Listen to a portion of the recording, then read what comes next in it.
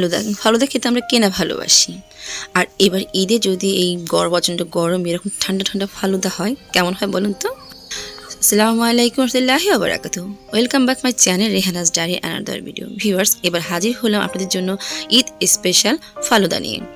চটজলদি সামান্য কিছু উপকরণ দিয়ে ঘরে তৈরি করতে পারবেন এই ফালুদা। চলুন দেখে নিই কীভাবে তৈরি করছি আমি এই ফালুদাটি। তৈরিতে 4টা জিনিস হচ্ছে খুবই ইম্পর্টেন্ট, যেটা ফালুদা তৈরি করার সময় বাদ দেওয়া যাবে না। তার মধ্যে প্রথমটি হলো নুডলসটা আমি সিদ্ধ করে ফ্রিজে রেখে ঠান্ডা করে নিয়েছি এবং নিয়ে নিয়েছি সাবুদানা। এটাকে আমি একটু হালকা একটু লবণ দিয়ে সিদ্ধ করে নিয়েছি। এখানে ড্রাই ফ্রুট নিয়েছি, খেজুর কুচি, বেদানা এবং হচ্ছে মোরব্বা। এখানে আমি কিছু বাদাম, কাঠবাদাম, পেস্তা বাদাম, চেনা বাদাম সবগুলো কুচি করে নিয়েছি এবং সাথে চেরি ফল নিয়েছি এবং আইসক্রিম নিয়েছি 2টা ফ্লেভারে। আর এর মধ্যে নিয়েছি কনডেন্স মিল্ক। আপনারা চাইলে দুধ জাল দিয়ে ঘন করে দুধ জাল দিয়ে নিতে পারেন চিনি দিয়ে। শুরু করে দিচ্ছি ফালুদা তৈরি করা। আপনি যে বাটিতে বা যে জারে বা গ্লাসে যে পরিবেশন করবেন সেই বাটি বা জার অনুসারে আপনাকে জিনিসটা উপাদানগুলো নিতে হবে। আমি এখানে অল্প করে নুডলস নিয়ে নিচ্ছি এবং এর মধ্যে দিয়ে দিচ্ছি কিছু খেজুর।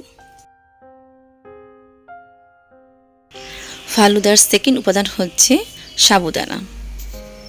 আমি এখানে 2 টেবিল চামচ পরিমাণ সাবুদানা নিয়ে নিচ্ছি।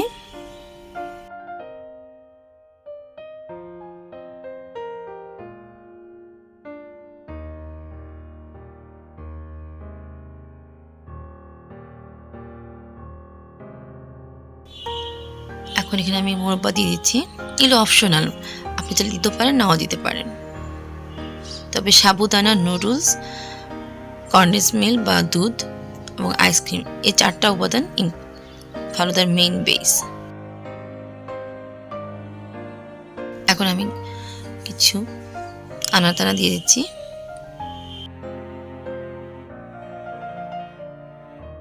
এগুলো দিলে ফালুদার টেস্টটা একটু ভিন্ন হয়, একটু মজা হয়। আমি এখন দিয়ে দিচ্ছি এখানে কনডেন্স মিল্ক 2 টেবিল চামচ পরিমাণ। কনডেন্স মিল্ক দিচ্ছি দেখে আমি এখানে কোনো এক্সট্রা চিনি ব্যবহার করছি না, কারণ আইসক্রিমে অনেক সুগার আছে।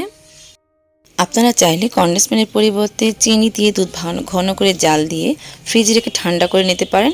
এবং একটা জিনিস কি, ফালুদাতে আমরা যাই উপাদান ব্যবহার করি না ফ্রিজে রেখে ঠান্ডা করে নিতে হবে।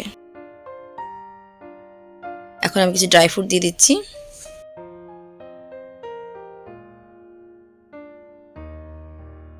আমি এখানে দিয়ে দেব আইসক্রিম।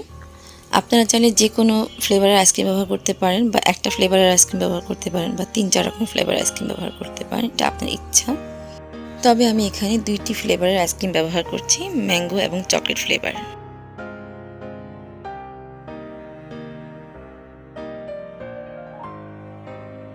এক উপর থেকে একটু ড্রাই ফ্রুট দিয়ে দিচ্ছি, চেরি ফল এবং কিছু আনারদানা দিয়ে এটা আমি সাজিয়ে দেবো।